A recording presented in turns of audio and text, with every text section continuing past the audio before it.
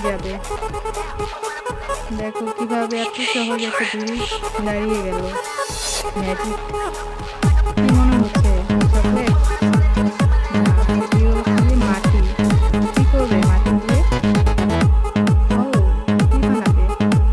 Comment করে জানিয়ে দাও এবং বন্ধুদের সাথে শেয়ার করে দাও। এটা কি বানাচ্ছে? মাটির চুলো?